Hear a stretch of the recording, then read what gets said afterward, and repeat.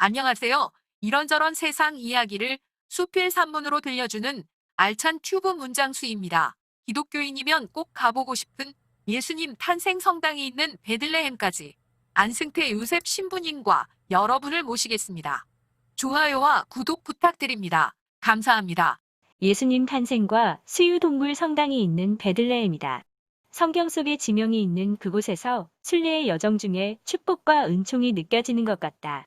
보아라, 공정녀가 잉태하여 아들을 낳으리니 그 이름을 임마누엘이라고 하리라. 베들레헴은 요르단강 서안지구 예루살렘에서 약 10여 킬로미터 떨어져 있는 해발 777m의 산지에 위치한 인구 3만 명 가량의 작은 도시이다. 베들레헴이라는 지명은 기원전 1400년대 이집트 문헌에서부터 등장하기 때문에 현대어 풀이는 별 의미가 없다. 다만 가나안 신화의 별과 별자리, 풍요의 신 레헴의 집이라는 뜻에서 이름 붙여졌다는 것이 정설이다. 히브리어로 베틀레헴, 아랍어로는 베틀라움의 뜻을 풀이하면 히브리어 레헴과 아랍어 라움은 집이라는 뜻으로 현대어에서 히브리어 레헴은 빵을, 아랍어 람은 고기를 의미한다. 현재의 예수 탄생 성당이 있는 언덕의 이 시기에는 레헴 신전이 자리 잡고 있었고 이를 중심으로 마을이 만들어져 붙여진 이름으로 추측된다.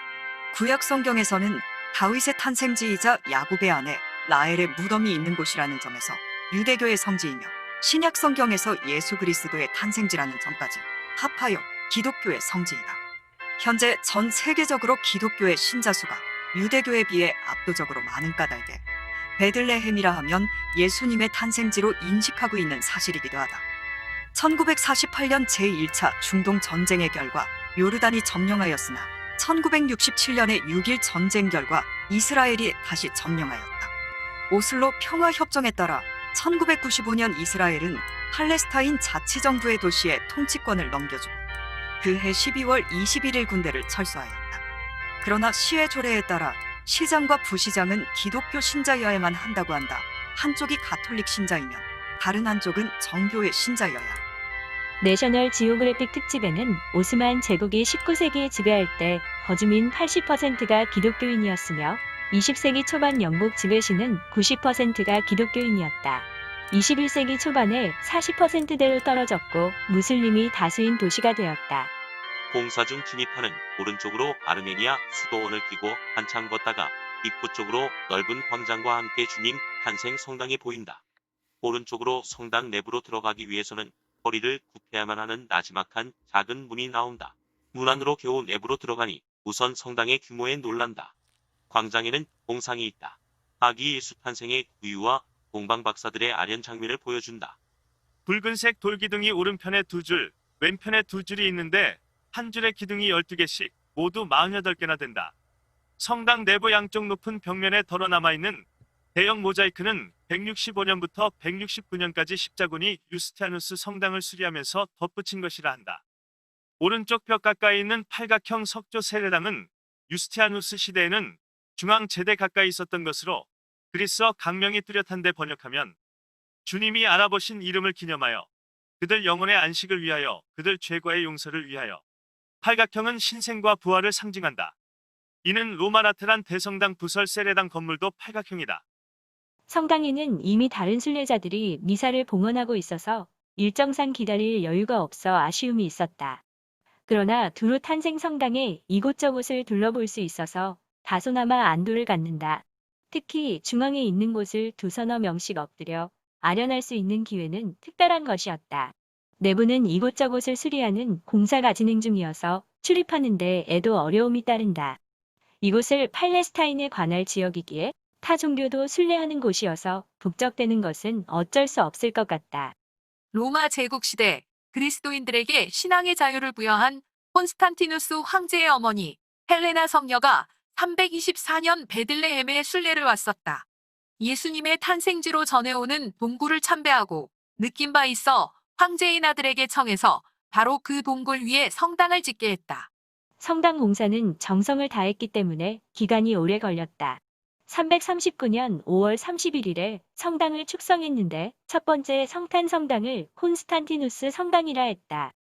그런데 이 성당은 언제인가 불타버렸는데 시기와 화재 원인에 관해서는 설이 구구하나 510년 대지진 때 화재가 난 것 같다는 설과 529년 사마리아인들의 폭동 때 타버렸을 것으로 추측되고 있다. 다행히 콘스탄티누스 성당 바닥을 장식한 모자이크 일부가 지금의 성탄 성당 중앙 바닥에 보존되어 있다. 나무 판자를 들추면 아름다운 십자가 모자이크가 보이는데 곡선이 여러 겹 교차해 있는 문양이 한국의 매듭 기법을 연상케 한다. 그 후 지금의 성탄 성당은 유스티아누스 황제가 531년에 완공한 것인데 지붕과 바닥과 내부 장식 정도만 바뀌었을 뿐 나머지는 거의 원형 그대로 보존되어 있다. 성당 내부 양쪽 높은 벽면에 덜어 남아있는 대형 모자이크는 1165년부터 1169년까지 십자군이 유스티아누스 성당을 수리하면서 덧붙인 것이다. 중앙 제대 오른편 또는 왼편 계단을 내려가면 제대 바로 아래에 예수님 탄생 동굴이 있다. 그리스 정교회 소유로 동굴 바닥에 은색별, 소위 베들레헴 별이 붙어 있다. 탄생 동굴에서 3-4m 물러서서 두 계단을 내려가면 소위 구유 동굴이 있다. 가톨릭 소유로 아기 예수님을 구유에 눕힌 곳이라 전해온다. 유스티아누스 성당이 1450여 년 반이나 훼손 없이 보존된 이유는 그럴 만한 까닭이 있다. 614년 페르시아 군대가 이스라엘을 침범하여 모든 성당을 허물어 버렸지만 베들레헴의 유스티아누스 성당만은 그대로 두었다. 왜 그랬을까 하는 의구심이 생긴다. 놀라운 일은 어느 화가가 베들레헴에 탄생하신 아기 예수님을 경배하러 찾아온 동방 박사들을 그 성당에 그렸었는데 페르시아 점성가들로 분장시켜 놓았던 것이다. 페르시아 군인들은 자기네 조상들을 대하고 나서 너무나 감동한 나머지 유스티아누스 성당을 허물 생각은 고사하고 오히려 참배를 했던 것이다. 그런가 하면 638년 이스라엘을 점령한 이슬람교의 군주 오마르 역시 이 성당을 파괴하지 않고 오히려 기도를 드렸다. 이슬람교의 경전 쿠란에 보면 동정녀 마리아가 하느님의 종이며 예언자인 예수님을 종려나무 아래서 낳았다고 하는데 이 종려나무는 베들레헴에 있었다는 이슬람교 전설이 있었기 때문이라 한다. 그래서 오늘날도 예루살렘 이슬람교 사원들과 헤브론 성조 사원을 순례하는 이슬람교도들이 베들레헴 유스티아누스 성당도 빠뜨리지 않고 참배하고 있다는 것이다. 출입구 앞 회랑에서 잠시 휴식과 묵상을 통해 2000년 전으로 되돌아가 본다. 다음 여정으로의 순례를 위해 입구의 낮은 문 앞에서 오래 간직할 기념 촬영을 하였다. 순례를 떠나기 전에는 지구촌 어디에 있는지조차 잘 모르고 성경이나 미사 시간에 자주 들어왔던 지역의 이름인지라 뭐라고 말로 표현하기 어려운 느낌이다. 끝까지 경청해 주셔서 감사합니다. 여러분을 예수 탄생 베들레헴 성지까지 함께 모시는 중에 은총을 받으셨나요? 좋아요와 구독, 그리고 알림 설정은 프로그램 준비에 큰 힘과 응원이 됩니다.